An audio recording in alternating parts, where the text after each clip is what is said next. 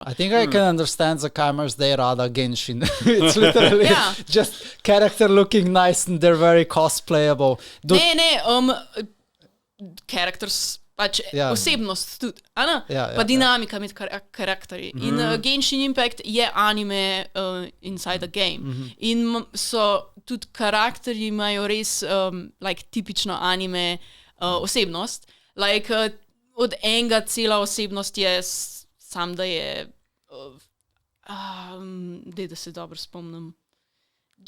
Just being an alcoholic ali neki. No, he's a bard. To pa nisem pričakoval. I don't know, man.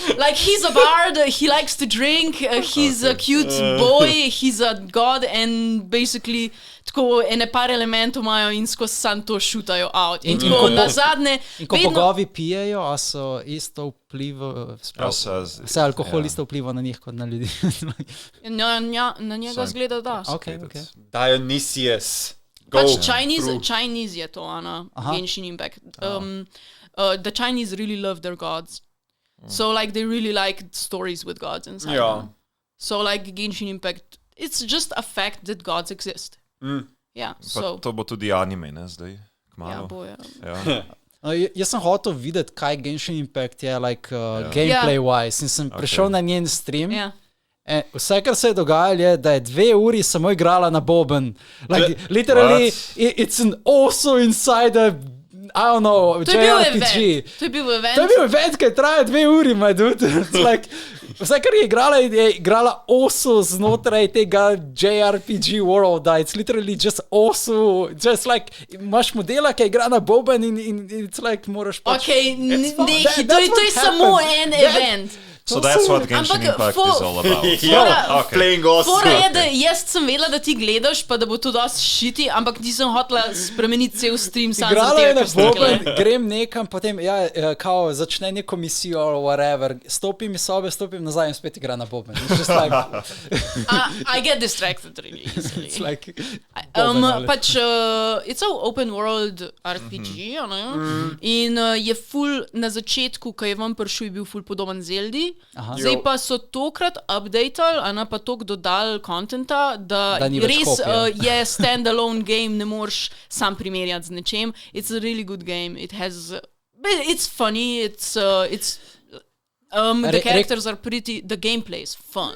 Sliši se kot neki, da oni so imeli na začetku en proračun in potem so pač probali narediti neko kopijo, ki je že popularna. Pa ko so bili ful denarja. To so bili anime fani totalni in so hoteli narediti anime. Ne dvomim, da so anime fani. Telefon, kaj so še imeli, Honkyu, nekaj. Oni so planirali, po mojem, to, pač fora je, da oni, preden so sploh naredili to igrco, so imeli cel plot že pogruntan. Celo tak. Oni so trailer dal in so že za vsak kontinent, ki ga bojo odprli zdaj šele 4 od 8 ali 7, ne vem. I don't know how to count. In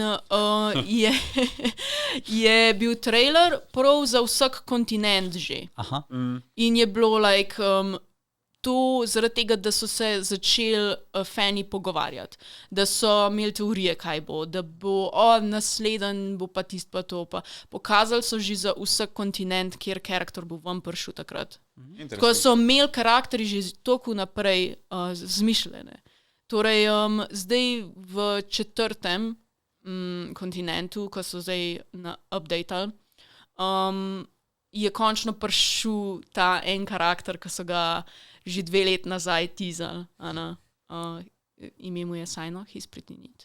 In cel njegov personality je, da dela punze. Really bad puns, actually.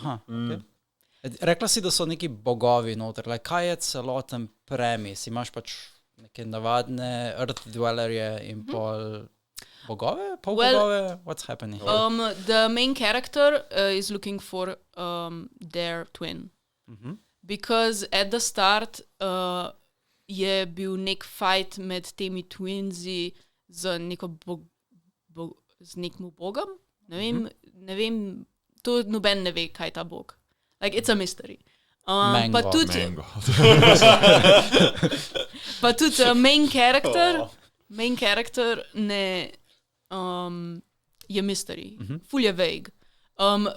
Ampak vemo, da he travels into different worlds, so it's a isekai, basically. In je prišel na svet Tibet in je pride v ta prvi country, je Mondstadt in it's basically the city of freedom in je main god tega kontinenta, tega countryja, the god of wind, which is Venti, and he likes to, he's a bard and he likes to drink, and he is also a playable character. Yes. He's also a playable character. In ti v bistvu potuješ okoli tega sveta, ki je open world and it's amazing. Na začetku še ni bilo tako zanimivo, zaradi tega, ker je bilo dost limited amount of enemies.